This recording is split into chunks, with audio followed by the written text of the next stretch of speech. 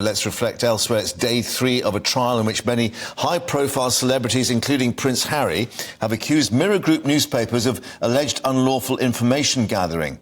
Well, following the allegations from Prince Harry's lawyer, David Sherborne, stating that systematic and widespread use of private investigators by MGN journalists to unlawfully obtain private information was authorised at senior levels, the former editor, Piers Morgan, has replied by saying he was unaware of phone hacking taking place at the paper while he was in charge, stating, "I wouldn't even know how to hack a phone." Well, the court has been hearing from MGN's defence lawyer, Andrew Green, KC. Let's get the latest with our national reporter, Paul Hawkins, who's been following the case. And clearly there are two sides to the story, but it's getting quite sort of involved in terms of who knew what or didn't know what.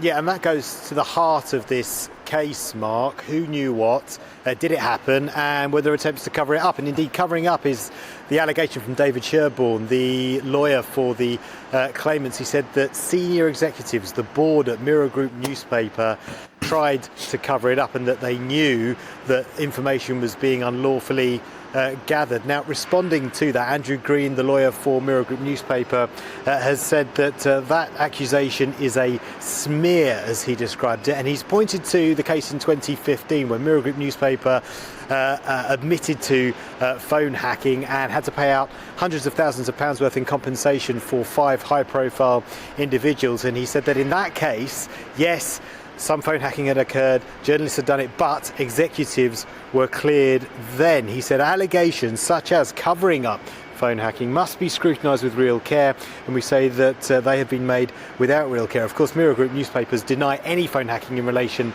to these claims. He also went on to point out that the publisher has settled more than 600 cases and paid out more than £100 million in damages and costs. And he said that unlike the 2015 case, in this case, the 4 claimants, in his words, are a very long way from proving their cases, unlike in 2015. And he said that back then there were admissions from Mirror Group newspaper with regards to each specific case, and that one of its former journalists, Dan Evans, had admitted to phone hacking, but that the difference with this case was that he had not, he says that he didn't hack any of these 4 individuals, notably Prince Harry amongst them. So he described the evidence as either slim or non-existent, and he said that there was a deep unreliability and overreach of approach taken by the claimants. So they're going to finish summing up the defence's side of things here this afternoon. Then next week we're going to hear from the witnesses. In fact, over the next 2 or 3 weeks we're going to hear from the witnesses, including, of course, Prince Harry in the first week of June, when hopefully it'll feel a little bit more like summer.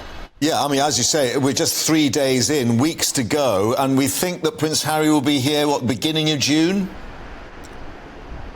Yeah, beginning of June, and I think the week before that, or certainly just a little bit further down the road in May, also Alistair Campbell. But yeah, when Prince Harry appears, that's going to be a really significant moment. The first senior royal to be cross-examined in a witness box, in a courtroom, in the modern era. So he will. He's always said he wanted his day in court, and he's going to get it. Yeah, indeed, in more ways than one, several days perhaps. Paul, for the moment at the court, thanks for updating us.